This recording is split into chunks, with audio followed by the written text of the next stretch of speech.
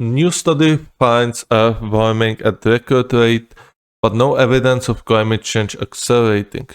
Okay. The rate Earth is warming hit an all-time high in 2023, with 92% of last year's surprising earth-shattering heat caused by humans, top scientists calculated, and yet I felt like there was not really that many, hot days last year. I feel like, if anything, it's kind of, how to say, the hot days, the warm days are just moving closer and closer to winter, actually. There's usually, some heat in August, late August, and it's relatively hot, warm in September and parts of October. Meanwhile, I would prefer if it was like if warm days were already in May and June and hot weather in July and August. I mean, I would prefer if it was more hot in my region or in my area, but it's simply my preference. I really like warm weather. I can, go on long walks, and I'm generally feeling much better if it's sunny. If it's this ugly weather outside, just don't feel good, and I also feel kind of tired. The group of 57 scientists from around the world used United Nations approved methods to examine what's behind last year's deadly burst of heat. They said even with a faster warming rate, they don't see evidence of significant acceleration in human-caused climate change beyond increased fossil fuel burning. Last year's record temperatures were so unusual that the scientists have been debating what's behind the big jump and whether climate change is accelerating or if other factors are in play. Earth is one big,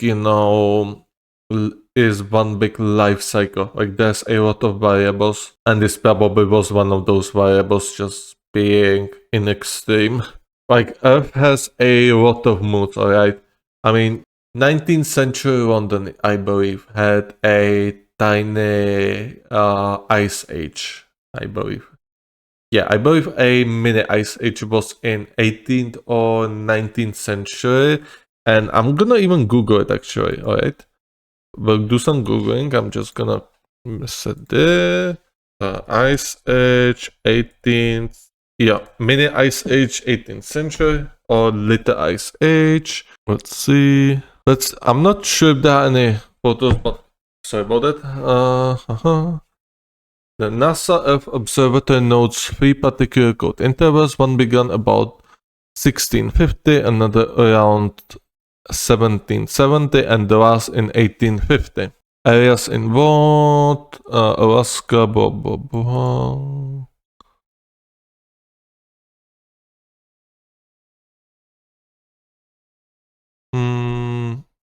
Oh yeah, the Frozen Thames, there you go. Yeah, I think this was the one I was actually looking for. The Baltic Sea froze over twice, in 1303 and 1306 to 1307, or 1303 and 1306 and 7. And years followed and of unseasonable cold storms and rains and a rise in the sea level in the Caspian Sea. The later Ice Age brought colder winters to parts of Europe and North America. Farms and villages in the Swiss Alps were destroyed by encroaching glaciers during the mid-17th century. Canals and rivers in the Great Britain and the Netherlands were frequently frozen deeper enough to support ice skating and winter festivals. As trade needed to continue during the spring winters, often spanning 5 months, merchants equipped their boar-style boats with planks and skates runners, hence the iceboat was born. The first Thames frost fair was in 1608 and the last in 1814. Changes to the bridges and the addition of the Thames embankment have affected the river flow and depth and greatly diminished the possibility of further freezes. What's an embankment? I see. I think. Oh yeah, those are those thingies. Oh, those stony thingies. Okay. Yeah, there you go. I mean, again, like the Earth has many moods. Sorry. I mean, it's not a... Oh yeah, it is frozen actually. Okay, that's actually... So yeah, I mean, Earth has many moods, so this... I mean, this seems like an extreme anomaly, if anything. And it wasn't that extreme. I'm gonna say it wasn't that extreme because I did not feel it. However, I could imagine some other peoples might have a different experience. Last year's record temperatures were so unusual. Yes. If you look at this what's accelerating or going to a big tipping point, things aren't doing that. Study read out of Piers Forster, a Leeds University climate scientist, said things are increasing in temperature and getting worse in sort of exactly the way we predicted. It's pretty much explained by the buildup of carbon dioxide from rising fossil fuel use, he and co-authors said. Last year, the rate of warming hit 0.26 degrees Celsius per decade, up from 0.25 degrees Celsius the year before. That's not a significant difference, though it does make this year's rate the highest ever, first to say. Still, outside scientists said this effort highlights an even more alarming situation. Choosing to act on climate has become a political talking point, but this report should be a reminder to people that in fact it is fundamentally a choice to save human lives, said University of Wisconsin climate scientist Andrea Dutton, who wasn't part of the international study team. To me, that is something worth fighting for. Alright, let's keep reading. I'm gonna say something to it afterwards. The team of authors formed to provide annual scientific updates between the early 7 to 8 year major UN scientific assessments determined the last year was 1.43 degrees Celsius warmer than the 1815 to 1900, with 1.31 degrees of that coming from human activity. The other 8% of warming is due mostly to El Nino, the natural and temporary warming of the Central Pacific, the changes weather worldwide, and also freak warming along the Atlantic, and just other weather randomness. On a larger 10-year time frame, which scientists prefer to single years, the world has warmed about 1.19 degrees Celsius. Honestly, I'm not feeling any of that warming, which honestly it's unfortunate. I'm feeling the opposite actually. I would love to have some more warmer days. Since pre-industrial times, the report in the journal Earth System Science Data found. The report also said as the world keeps using coal, oil, and natural gas, Earth is likely to reach the point in 4.5 years that it can no longer avoid crossing the international accepted threshold for warming, 1.5 degrees Celsius. That fits with earlier studies projecting Earth being committed or stuck to at least 1.5 degrees by early 2029.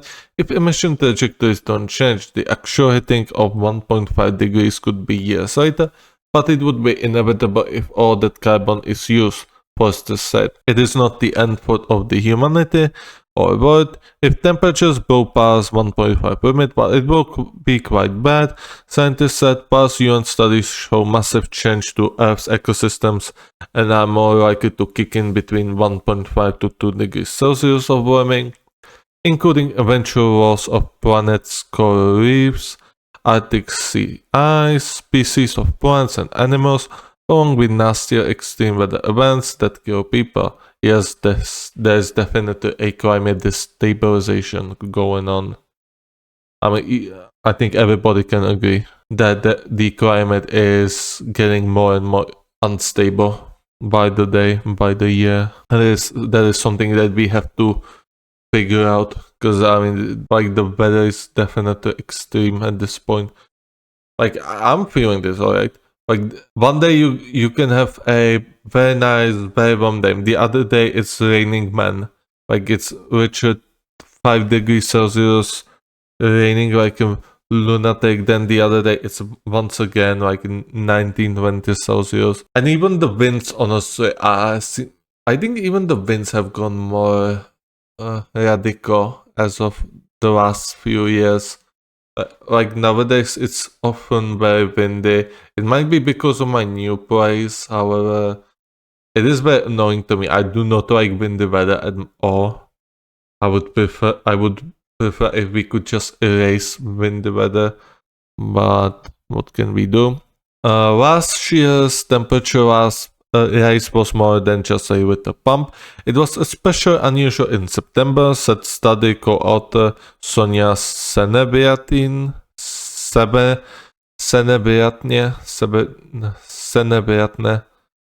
That's very interesting surname. Head of land climate dynamics at ETH Zurich, a Swiss university. ETH. Oh no, is that a term? I'll see myself out. Oh my god. I should take it seriously. Just a little bit. Acceleration, if it were to happen, would be even worse. Like hitting a global tipping point, it would be probably the worst scenario, Senebiatne said, but what is happening is already extremely bad, and it is having a major impact already now. We are in the middle of a crisis. University of Michigan Environment Dean Jonathan Overbeck and Berkeley Earth climate scientist Zeke Hausfather, neither of whom were part of the study, say that they still can see acceleration. Hausfather pointed out the rate of warming is considerably higher than 0.18 degrees Celsius per decade of warming that it was between 1970 and 2012. Then scientists have theorized a few explanations for the massive jump in September, which Hausfather called gobsmacking. Okay. Wednesday's report didn't find enough warming from other potential causes. The report said the reduction of sulfur pollution from shipping, which have been providing some cooling to the atmosphere, was overwhelmed last year by carbon particles put in the air from Canadian wildfires. Oh, there were Canadian wildfires. I completely forgot about that as well. But yeah, you can see how all these things, things you would consider minor have an impact on the Earth and Earth and on its atmosphere. I completely forgot there were wildfires in Canada. I knew I read about it though. But I just completely forgot about it. I usually read there are the annual, wildfires in California, and that's about it. The report also said an undersea volcano that injected massive amounts of heat-trapping water vapor into the atmosphere also spewed cooling particles, with both forces pretty much cancelling each other out. Obviously, if some major volcano erupts, then this is going to change the climate regardless, and it doesn't matter how big our carbon footprint is. If something big explodes, then we all are going to feel it, and it doesn't matter just how low our emissions are. The report also said, Texas Tech climate scientist and chief scientist at Nature's Conservancy Catherine Hayhoe said, "The future is in our hands. It's us, not physics, but humans, who will determine how quickly the world warms and by how much." Well, we'll definitely be determining how much we warm it ourselves, just how much we influence the. Personally, I do still think the Earth will. As I said, Earth is a massive cycle of life. Therefore, if we mess with it, it will eventually correct itself. Just how severe that correction is going to be is a question another time. However, the more the temperatures rise, on one hand, there will be extinctions. On the other hand, there will be probably new life, coming out. And the hotter the Earth gets, the more likely is it that we're gonna find that the lizards and other scale friends are going to prosper, and maybe some new life is going to begin. So in every bad thing we do to Earth, there's always some positive, something brand new. Obviously, we as a humans need to have a stable environment. stable planet. If the planet starts going absolute bonkers, we will feel it a lot, and people who, argue about the illegal immigrations out here are going to be overwhelmed, like, because if massive amounts of people just take themselves up and go into the Europe, like, that will not be able to stop it. Like, they would have to, they would have to make the order, and what would happen after that? Like, the West would fall. That's all I'm gonna say. Like, the West would fall if millions upon millions, tens of millions, if not hundreds of millions, would start making their journey to the West, to the Europe, or even to the US. Like, the West would fall very quickly. Like, the nations would collapse. There will be new nations, new cultural groups. The Europe would be completely erased, and a new society would take its place. And it would be another dark age, obviously. I'm gonna take a sip of water. There aren't any comments. They never load here, unfortunately. Take it seriously. Do not throw out any plastics. Try to be as gentle as possible to the planet.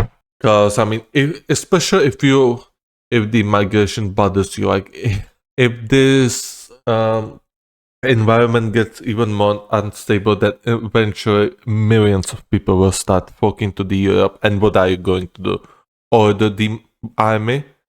Yeah, you're gonna do it. You're gonna try it. You're gonna collapse from inside. I'm telling you right now. Unless you want to do the final solution. And I will tell you right now, like, if you actually go for that, then yeah, like, it will not end well. It will not end well for you.